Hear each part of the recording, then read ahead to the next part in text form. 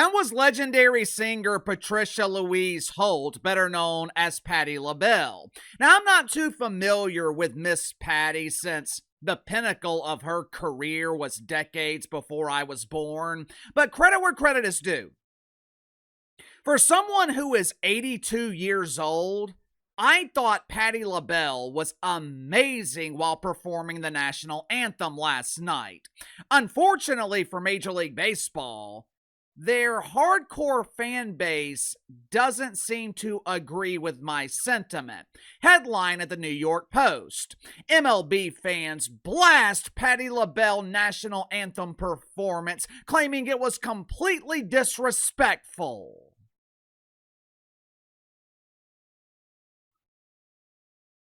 What? Excuse me?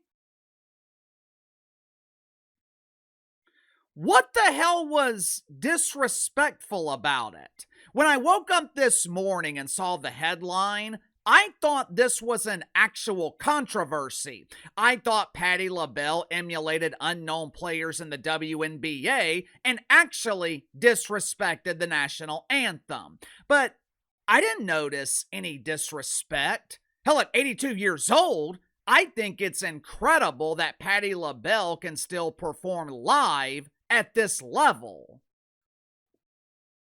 Have you guys ever noticed that we rarely see young artists performing the national anthem or performing live at the Super Bowl? Outside of Bad Booger, who was an unmitigated disaster and an absolute embarrassment for the NFL, outside of Bad Booger, the recent performers at the Super Bowl, they've all been artists who peaked 10 or 20 years ago. It wasn't always like this. Hell, back in the 90s, Super Bowl performers included New Kids on the Block, Gloria Estefan, Michael Jackson, artists who were actually relevant at the time. But today, leagues like Major League Baseball, they're having to rely on 82-year-old performers to sing the national anthem live.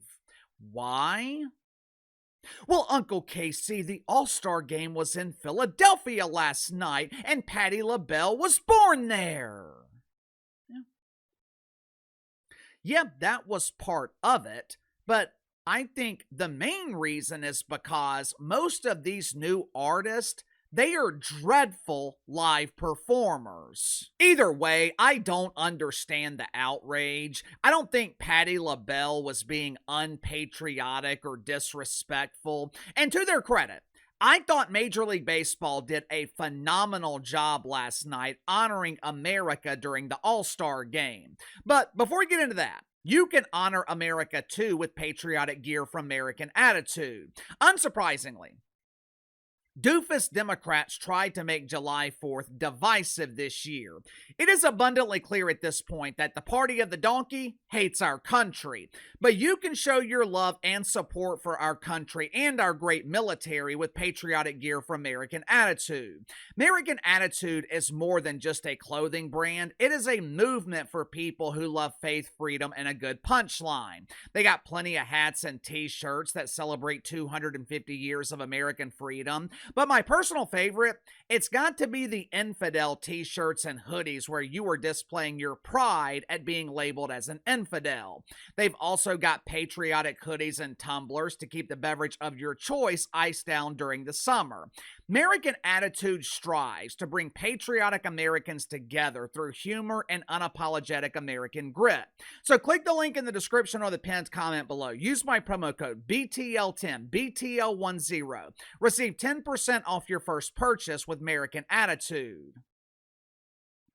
Patriotism was on full display last night at the All-Star Game in Major League Baseball, which is something I highly doubt. Matter of fact, I guarantee we will not see patriotism at the WNBA All-Star Game here in a couple of weeks. Last night, Major League Baseball emulated the classic fireworks scene from the movie The Sandlot. If you were a kid like me in the 90s, you know exactly what I'm talking about. Kids from Philadelphia rode their bikes onto the field as Ray Charles' version of America the Beautiful was playing in the background. Jennifer Hudson, which is another performer who peaked when I was in college 20 years ago. She was absolutely amazing while performing God Bless America.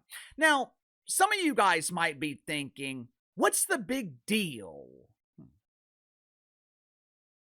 Well, it is a very big deal because 5 or 6 years ago, this would not have happened. 5 or 6 years ago, Major League Baseball would have been terrified to show patriotism. They would have been terrified to honor America at a major event like the All-Star Game. Hell, this is the same league that moved the All-Star Game out of Atlanta, which is a majority black city, and they moved the All-Star Game to Denver, which is a majority white city, all in their crusade to combat fake racism. This is the same league where players were kneeling for the national anthem. They were wearing those doofus t-shirts to show their support for Black Lives Matter. You guys remember Gabe Kapler, the manager of the Little Giants in San Francisco? Remember when he protested the national anthem in 2022 to raise awareness for gun control? Our children are being impacted by guns. I refuse to support a country where children have to wear helmets on their bikes to protect themselves from stray bullets. Oh, the children! It's all about the children!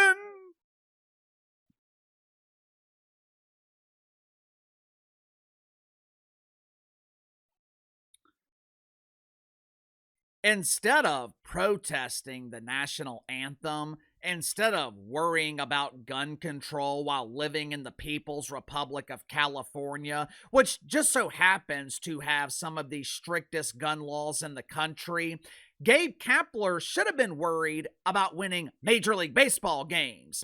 His dumbass was eventually fired for making the playoffs once in 4 years. The point is, the All-Star Game last night proved that Major League Baseball has come a long way, which is probably why people are once again watching. For the first time in years, maybe even a decade or two, Major League Baseball has returned to being America's pastime.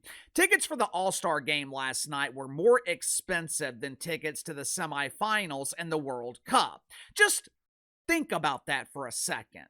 Tickets for a meaningless exhibition, tickets for a game that does not count, does not matter, were more expensive than one of the most consequential games in the World Cup. Tickets for the All-Star Game were selling for over $1,000. Over the last few years, the average ticket was $200, maybe $300. Someone in attendance last night who paid $1,100 for their tickets, they filmed their vantage point to show what he paid for. Take a look. This is the viewpoint that you got for $1,100. Watch it for yourself.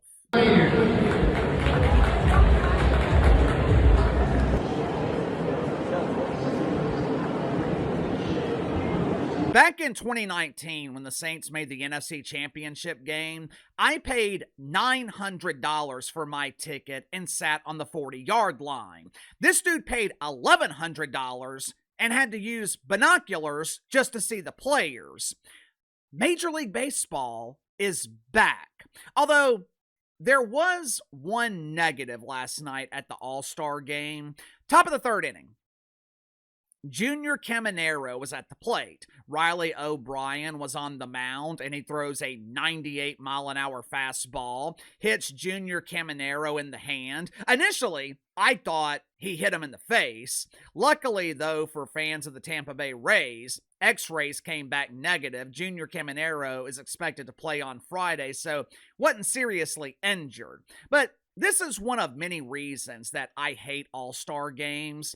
Like I told you guys the other day, Uncle KC hates exhibitions, whether it's Jake Paul fighting some unknown doofus for nothing but money, or the Pro Bowl, the All-Star game in the NBA. I don't like exhibitions, meaningless games. They're a complete waste of time. I know the leagues, they like to present these all-star games like, we're doing this for our fans. This is how we show our fans that we appreciate them.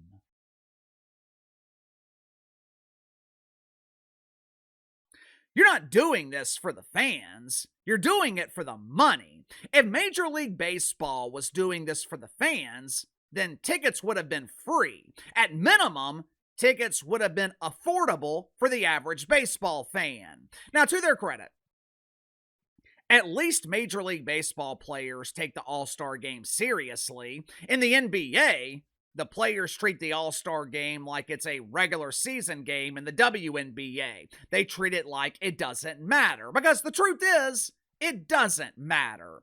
20, 30 years ago, All-Star games were a big deal, but today, no one really cares. There is so little interest in the Pro Bowl, the NFL is on the verge of canceling it, which it should. There was so little interest in the Pro Bowl last season, Shedeur Sanders made the Pro Bowl by default. They couldn't find another quarterback who was interested in playing a barely competitive game of pretend football, so they gave the spot to Shedeur Sanders, who's never met a spotlight that he didn't crave. These All-Star games, they're just meaningless, but credit to Major League Baseball for making their event mean something last night. The outcome on the field, obviously, it didn't matter, but at least Major League Baseball took advantage of this opportunity to honor America. Sound off in the comments below. I'll see you guys tomorrow.